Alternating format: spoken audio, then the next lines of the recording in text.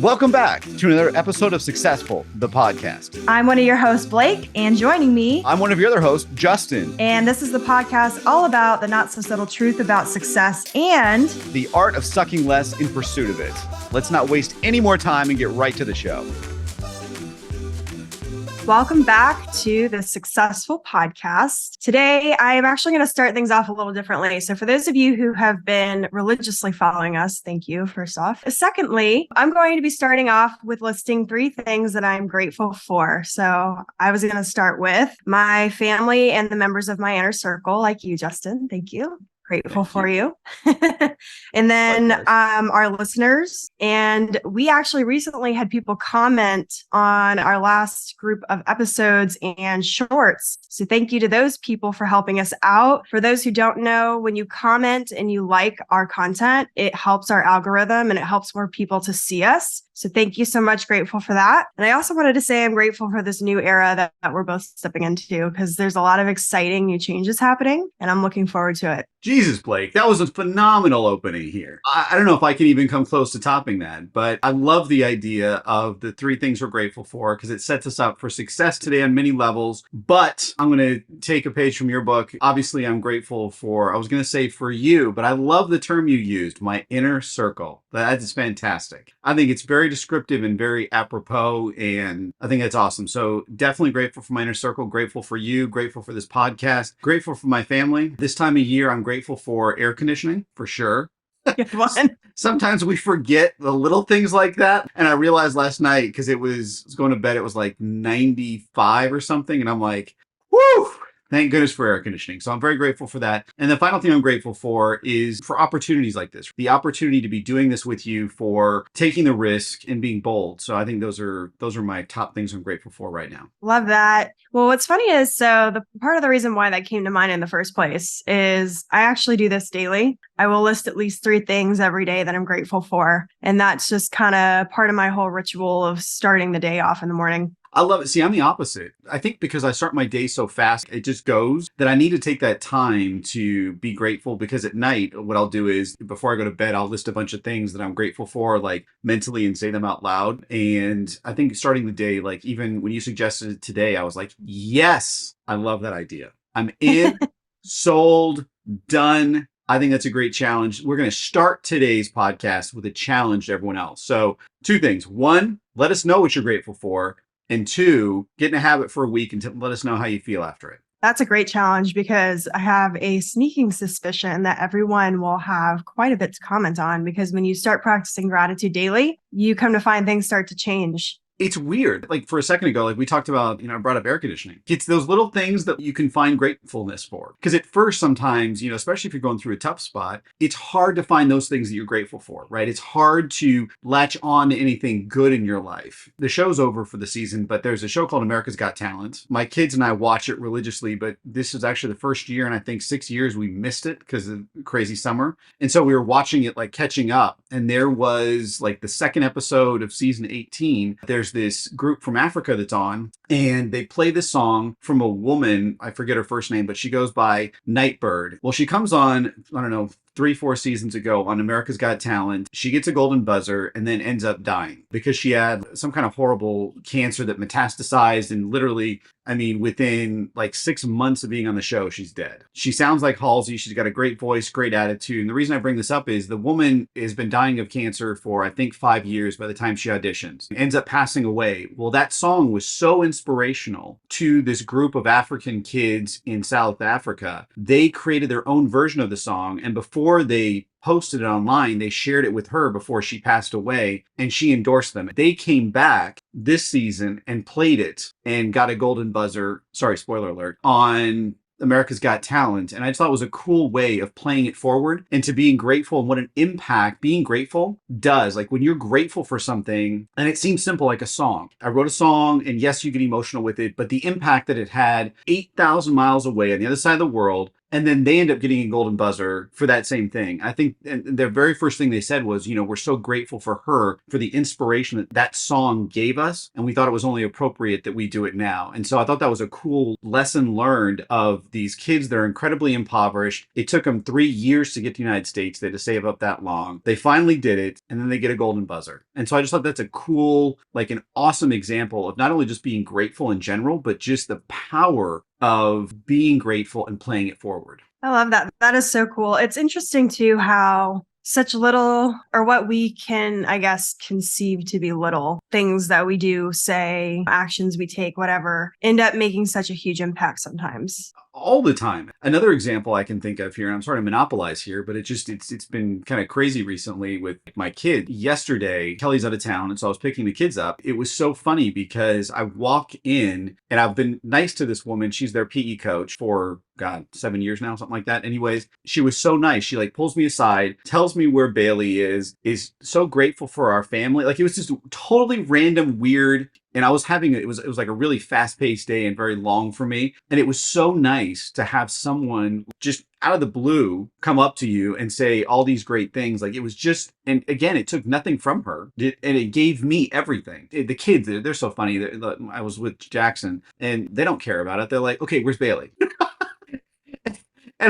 And I'm just like going, that was really impactful. And so it's those little efforts that seem little that have those big impacts though, right? I mean, it didn't take anything from her. It took a little bit of her time, but she gained something by it because now she's got a huge supporter, which I've always thought she was great, but even more from me. It made me feel fantastic, which then I played it forward in some regard. And just a little tiny thing has that butterfly effect of positivity that you don't know where it ends or where it goes. And I think that that's the power of these things, that when we talk about being grateful, and especially when things are down or you are in a place where you're struggling to find something good, the impact of even small things can be exponentially powerful. Absolutely. Well, it's interesting too, because as you start practicing gratitude, it helps you be more self-aware because you're reflecting more. And it was interesting. I had this breakthrough. I think this was like 3 or 4 days ago. I was somewhere with my mom, and this woman that was like a friend of hers ended up asking if I wanted anything to drink. And I automatically was just like, no, I'm okay. Thanks. It was just like a default response.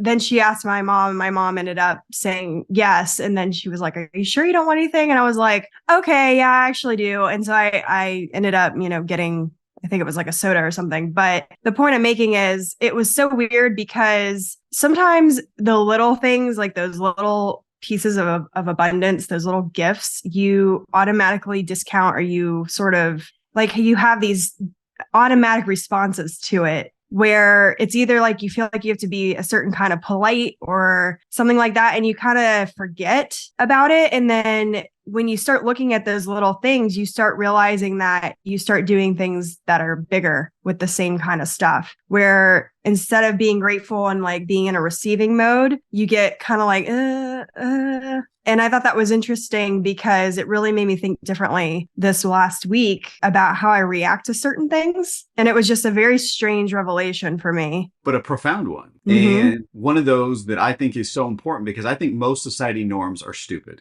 I'm just going to say it now. I'm sorry for all of you people that go to etiquette class and everything else. I think etiquette's very simple. Being respectful for people.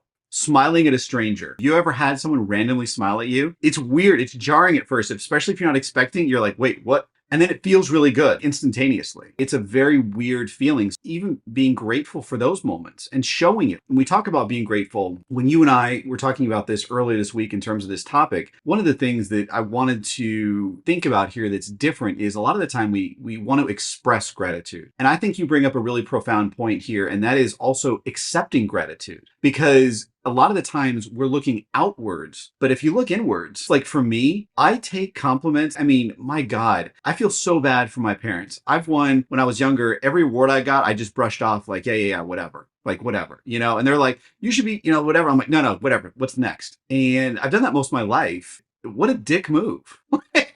I'm just going to say it here. So mom and dad, I'm sorry to anyone else that I downplayed those things. I didn't let you be grateful, and I didn't take that gratefulness in the way that it was intended. And I think with society norms and with some of these things that we do, just as, especially being in the US, it's weird for us to to take those things. It feels awkward sometimes. Wait, did you genuinely mean thank you? Oh crap, I wasn't ready for that. Or you ask someone how their day's going and they really tell you. You're like, whoa, wait a second here. And so I think that you opened up the door here to something exactly where I wanted to go. And that is that sometimes if you're not ready to give gratitude for whatever reason, some days you're just not. And although a lot of people will tell you it's a great therapeutic thing to do, it is. But if you're not willing to do it or not ready for it yet, don't rush it. I don't ever believe in forcing things. But if someone gives you gratitude for something, I think regardless of your state, it's the best thing you can do is embrace that and absorb that energy and enjoy that process, because it is a very cool experience. Because if you think about your life, you don't get a lot. Like, it's not like every day you got like 50 gratitudes. You know, maybe Mother Teresa did, maybe Gandhi. I'm not there yet. I'm hoping you're there, Blake, but I'm certainly not there yet. But I think the more we open to that, the more we receive it. What are your thoughts? Well, I think you brought up a really interesting point that I was going to touch on, which has to do with skipping over your accomplishments. And you said it was a dick move. And to an extent, yes, I would agree with that. But I think the problem actually is it's very easy to show gratitude to someone else and not be receiving of it, like we've kind of just said. Part of that gets into, especially entrepreneurs like us, have a tendency to, it's always just the next thing. Oh yeah, I did that. And it was funny because actually my best friend and producing partner brought that up recently, because he was talking about how we're going to the film festival. And he was like, sit for a second and recognize the fact that we have accomplished this again, because I was so focused on the details of, I got to get up there and I got to do all this stuff. And he said, slow down.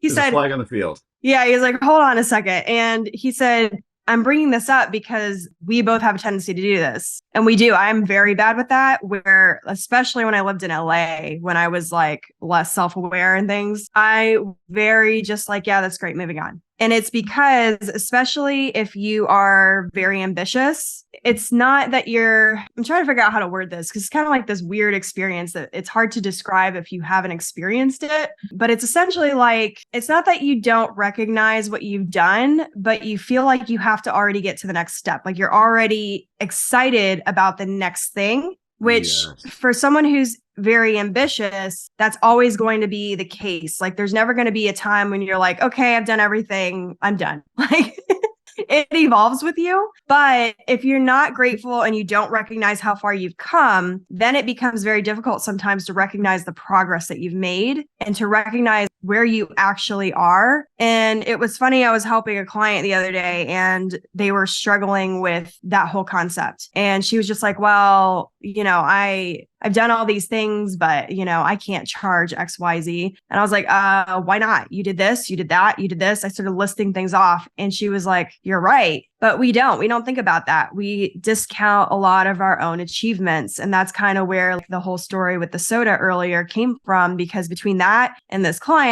I started thinking about it. And I was like, that's interesting. That's very interesting, because like, we don't think about that. How oftentimes we don't receive, we don't acknowledge where we are because we're looking at everybody else. It's the perpetual rat race. It's the perpetual that you get no downtime in this society because there's something more always. There's always more, and you're not satisfied until you get there. I think that feeling that you talked about a second ago is profound in me. Like, I've gotten to the point where I can probably give myself about 10 minutes. If I do something really great, a huge accomplishment. Like this week, had an event yesterday, felt like it went really well. I gave myself about 10 minutes to enjoy that. And then I was on to something else, prepping for today and everything. And I started thinking about it when you were talking a second ago. What the heck is wrong with me? Like, why is there always having to be something else? And I think that we can learn from Buddhism and stuff like that, where it's less about what's next, but appreciating what's now. The piece that I think gratefulness does, the door that it opens for me in all aspects of my life, is it brings me back to the present. Because looking forward or backwards when you're grateful still makes you be present for whatever reason. I don't know the psychological reason for it, but it's very grounding and brings me home. For me, like, so my grandmother Thursday last week, Friday, something like that, was having hip pain, ended up going to the emergency room on Friday, I think. And now she's basically going to be in assisted living the rest of her life. She's 93. Wow. but she's got spinal stenosis, I think is the exact anyways. And so basically the pressure on her spine, and she can't drive or anything else anymore. And for me, what it hit home was the fact that a lot of the time when you're speeding through these things, I forget how fast things can change like that. That is a life-changing, her life as she knows it is completely different. And she is struggling big time. She is not happy with it. She's depressed, all those things, and she's in pain. And so there's a lot of bad stuff going on there. But I told her I was grateful to have her as a grandmother and stuff like that. Don't know if it helped. She didn't seem to resonate at that moment. But I think that when you are grateful and you come back to these things, what it does is it gives those moments even more meaning. Instead of rushing to that next thing, it lets you absorb that you got to that place, that you were able to do these things, or you were able to write this, or whatever it is, or say this speech, or whatever it is that you accomplished, and then take that whole experience in and then use it for something else. And I think what a lot of the times we do is, like you were talking about, you get this huge award, which you were so excited about last week. And I'm so excited for you. And I think it's unbelievable. And again, high five to you. And one thing I'm going to say here is that I think Rob deserves better in terms of my friend, let's just refer to him. Our loyal listeners know we can just use the name Rob. Is that fair? Yeah, I don't think he cared, but I think it's only fair because we're just using a first name. No one knows who Rob is. Rob, you know who you are. I know who you are. But I think it's only fair because it makes me giggle. I can't keep a straight face every time because you're like, my friend did. I'm like, just say Rob. So, well, it's because most people would be able to figure that out really easily.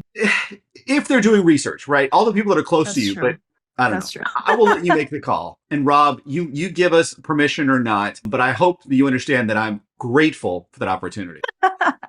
But, when you start thinking about these things in terms of those little moments and those things that can go away so quickly, I think for me, what helps the most is I think those little moments are a blessing in some regard. Things were going by so fast in my life, by so quickly, that when I heard that about my grandma, it was just one of those things that it just hit you like a ton of bricks. Holy crap. One day, everything changes. And we all go through moments like that in our lives where things change, but very rarely do we go through things that are so life-altering that the way you knew it, everything, it's gone. That to me was a very humbling moment where I decided I don't know if it'll last, right? Because I get caught up in the rat race very easy, but I've tried to be much more diligent and focused in what I'm doing and appreciative and grateful so that I can, when that moment comes, hopefully it doesn't, but life goes that way, that I'm able to look back and say, I did what I wanted to, and now I'm okay with that decision. You know what I'm saying? And being grateful to me is a huge piece of that, which helps me slow down. Those little moments just between America's Got Talent and this and those little points in time, and you getting sick and Bill getting sick and a few other people in life getting sick around me, it makes me appreciative of other things. Finding all those little blessings, absorbing those internally are really a very crazy, powerful experience. I agree. And I think it gets into self-care as well, not just the practice of gratitude, but in, the progress and all that we kind of have been talking about, but also taking time to rest when your body needs it. And recognizing that is sometimes the most productive thing you can do, and being grateful for those moments to have the opportunity to do that, because there's plenty of people who do get sick and they can't rest for whatever reason. I think it's important to recognize that as well. And then you were talking about how everything can change in a second or in a day. Oftentimes we focus on the negative part of that, and that is the case. I mean, you can have something completely fall apart or change in a day in the negative, but that also means the opposite is true, that things can completely come together in way less time than you think. Being grateful for those moments as well and recognizing them when they appear is very important, because there's a saying in LA that when it rains, it pours. And what they mean by that there, other than the fact that it literally only ever pours in LA, it doesn't rain. It only monsoons and then it's gone for the rest of the year. 11 months of the year. Yes. Yeah, I think the reason they use it like that, but it's because usually when you hit some sort of major breakthrough like that, it continues to keep the ball rolling as long as you continue to recognize it, continue to be grateful, continue to make the right decisions moving forward. Sometimes it's even harder to keep it going because you get scared or whatever, and you're grateful for the opportunity, but then you don't actually take advantage of it. And it gets back to that sort of receiving. You have to receive your good. But because we all have free will, all the good things are not going to influence you unless you allow it to. Just like all the bad things can't really influence you unless you allow it to. That's important to recognize. You have to accept the good things just as much as you have to reject the bad things. Yes, I hear it too.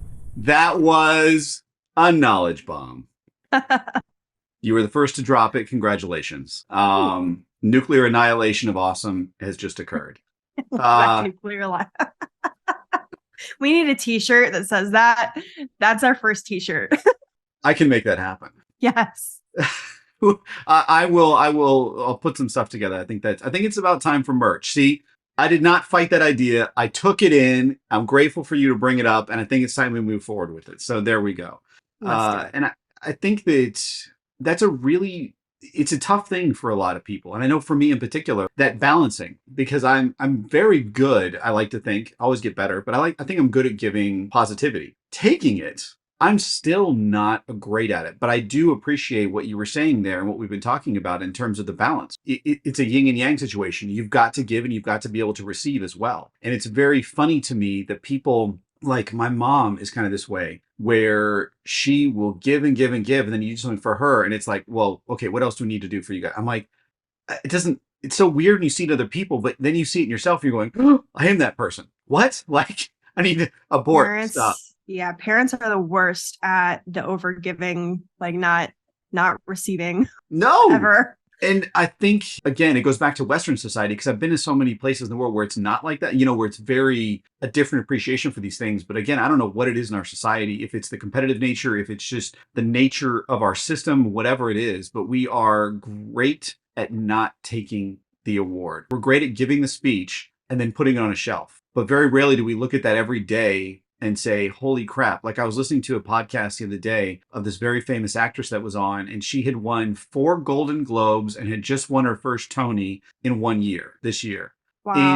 And huge, like, holy shit, that's huge, right? And she's up for an Oscar. Or she was nominated but didn't win. And I'm like, rains it pours. Yes. Great. Yes. That's an LA-ism right there in terms of that's what they mean. I will tell you, it was funny because she just kind of glossed over that. She then was talking about her next project. And I'm like, that's really sad because like we were talking, I would love to be in her shit. Like I would love to be in this place where I've won all those things. And I hope that I would treat it differently. And it's just interesting to me that everyone views success differently. We all view the placement of that. And when we get to a lot of those places in time, that we treat it differently than we anticipated. And I think it comes down to the fact that we don't absorb it, that we don't take it in fully. It's weird. The other day, Bailey came home and just randomly gave me a hug. And it was weird. I got a tear in my eye. I'm like, what the heck is wrong with me?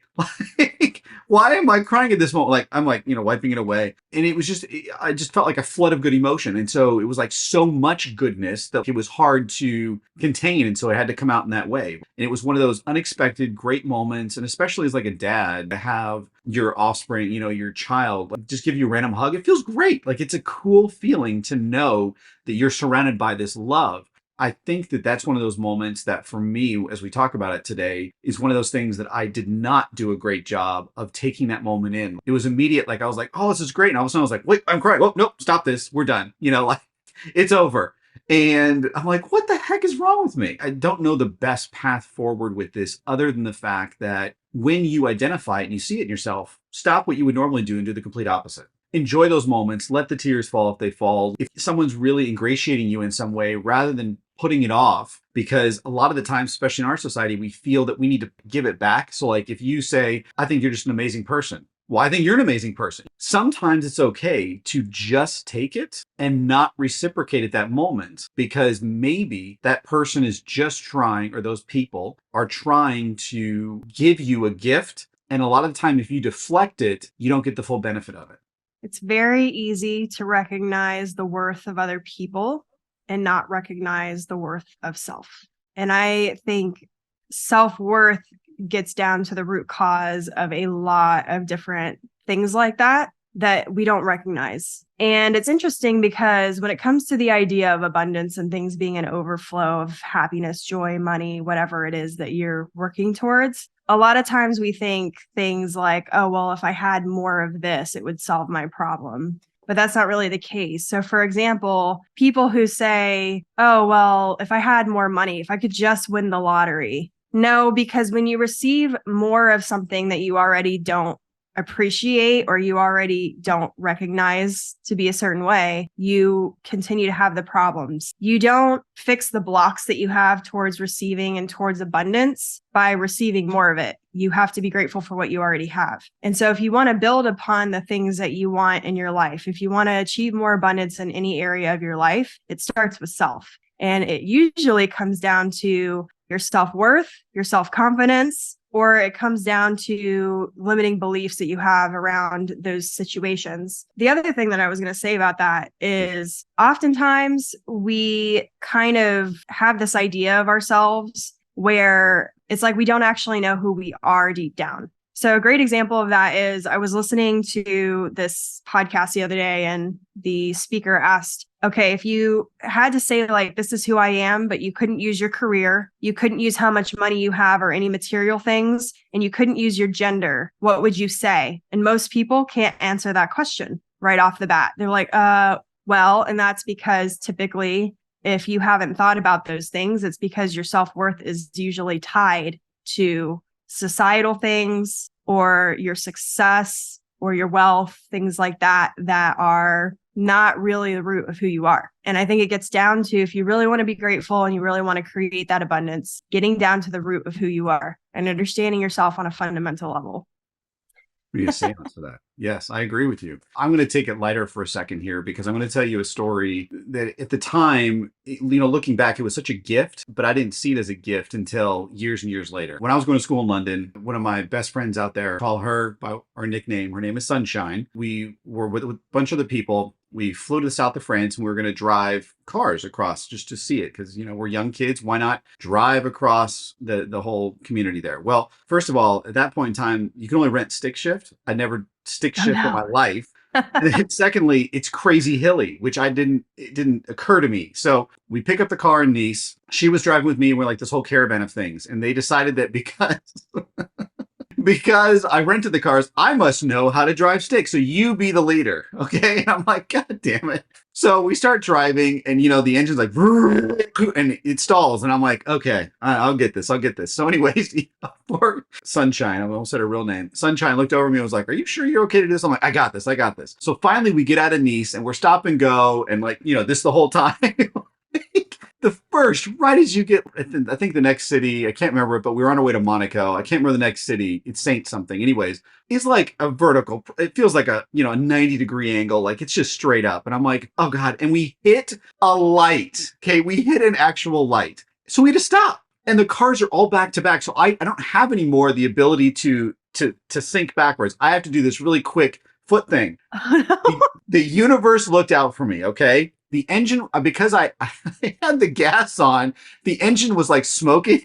It finally turned green. And I just switched like this and went, whoo! I just flew up the hill. And Sunshine is like holding on for dear life. And she's like, just get me out of the car. Get me out of the car. I'm like, well, there's no stop. There's not like a rest stop. You're on the coast. So we finally get to Monaco. Everything's in French. So there's no English anywhere. And so like the city it's very tiny. It's all windy roads and there's like 2 exits. So I'm like, I'm just going to get off this exit. She goes, I cannot hold it anymore. And she is a camel. Okay. This girl, I've never seen pee in my life. She can hold her liquid well. So good for you. She's like, I have to pee. And I'm like, this can't be good. Instead of doing anything else, I just coast the car totally randomly. This is like out of the movies. We just randomly follow streets into this garage. The garage ends at a public bathroom. Swear to God.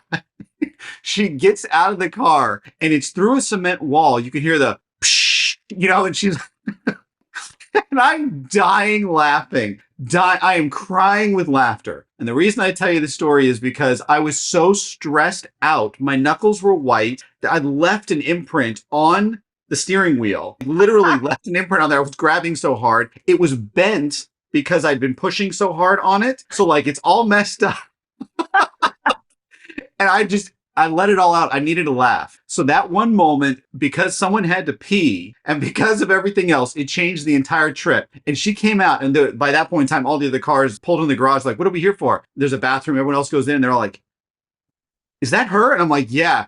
Everyone died laughing. Next thing we know, we found a random place right outside of this garage was the car return place. We returned all of our cars. It didn't actually cost us a thing. They did it for free. Don't remember the rationale why. And we just took trains back and forth the rest of the time. But we laughed about that trip. To this day, I still laugh about it. And it was so stupid and it was so terrifying. I was so stressed. All I could think about was, I'm going to kill someone. I'm going to ram someone with my car. I'm going to run out of gas. I'm going to burn the engine, like all these things, right? And all it took was one great laugh and it changed the entire thing. And I'm so grateful for that one stupid bladder moment. And it has changed my perception of that trip drastically. Well, it's funny because sometimes your perceptions of things cloud your judgment when it comes to situations. So that reminds me of something that happened when I was in New York City. So this was after I had already lived there and left. And I think I was still in college. I went back to visit a friend of mine, and my boyfriend and I at the time went and had dinner with him. We went to like Upper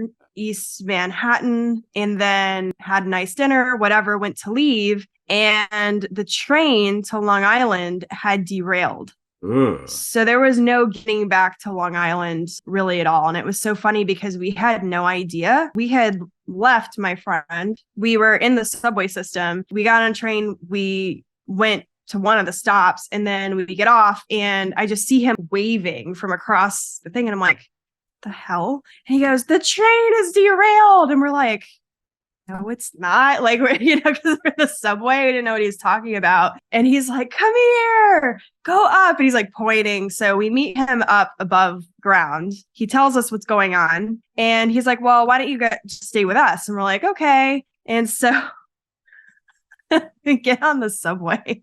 I'm like looking at him like, we're heading towards Harlem. Oh God, you guys got the wrong one. No. I said, where do you live? And he goes, Harlem. And I went, oh crap. Because back then, now Harlem's more like gentrified, but back then it was not a safe area of town. And my boyfriend at the time, I just remember his like whole back stiffened and he was just like, because he was from New York. So he was freaking out the entire time. And I'm like, oh crap, like this is gonna be like, I'm expecting like cockroaches, like a nasty apartment. And of course we get up to this dilapidated old building. The paint is peeling off the walls. And I'm like, oh my God, like the stairs are all creaky. And he unlocks the door. We walk in and I was just flabbergasted. It was the most beautiful apartment I had ever seen. It was humongous. It had stainless steel appliances, granite countertops. It's bigger than my apartment now. He had the, what is that called? Like the fire escape balcony thing. Oh, that's He had cool. another balcony. I was like, what the hell? And he's like, oh yeah. And I said, how much do you pay for this place? And he paid like something ridiculous for New York because it was in Harlem. Of course. So he hit the mark right when everything was kind of like getting cleaned up over there. But we ended up not having to sleep with roaches. So I was very grateful for that. But it was just funny because the whole time I was dreading it. We're walking on the streets and there's always people sitting on the sidewalks and stuff in Harlem. For those of you who haven't been there, most of the time, they're people who like own shops or whatever. They're not usually dangerous, but certain areas of Harlem back then, especially, were still not the safest. So my boyfriend the whole time is like, your butt puckered. I got you. Yes, it is. It is. Those are very harrowing moments, and so I'm glad that you were able to be grateful and go through that little bit of trauma. Well, it also changed my perspective of Harlem a little bit. I was like, because at the time I still wanted to move back to New York. So I was like, if I give it another like 2 years, This might be okay. A little paint on the outside. I got you. well, weren't you the one who told me that, was it Los Feliz that was really dangerous in LA? There was somewhere you said, and I was like, what? Oh, it was Echo Park. That's what it was. And I was like, that's where all the hipsters live. What are you talking about? And you're like, no. And so it's kind of like that. It's like, now it's hipster place, hipsterville. It's weird. And that sort of stuff, I think, opening your blinders to that and not being, you go in with preconceived notions of everything in life, I think. But don't let them dictate before you experience. Enjoy the process sometimes, because a lot of things that other people think are scary or weird may not even reflect with you because of your background, everything else. You may have grown up in something worse or better, and there's all these different factors that play into it. So, yeah, I mean, there's definitely Harlem to me, especially when I was growing up. Nope, and then I went there because Kelly's brother lived there for a while. It was great. It wasn't bad at all. Yeah. Well, and what's funny is I really didn't expect it at the time because he worked on Wall Street. So I was like not expecting Harlem at all. Maybe Brooklyn or something, but not Harlem. You're just not doing well at trading. I hear you. I get you. You'll get there. You'll get there. Well, yes, they sound like they ended up just fine in today's market. I'm sure they're laughing very heavily. Well, on that note, Blake, I want to say thank you. This was a great episode. And I think that we should end with, I'm grateful for this episode. I'm grateful for you. I love that. I'm grateful for this episode and for you too, Justin, and to our audience. Oh, gosh darn it. Missed the layup. I'm so sorry. All right. Got you. We're good. Well, Justin, as they say, all good things must come to an end. Alas, they must. However, this isn't the end, because next week, same time, same channel, we drop another episode. So get excited, because we're going to be diving deeper into all the topics of the not so subtle truth about success and the art of sucking less in the pursuit of it. So join the conversation below, and don't forget to subscribe.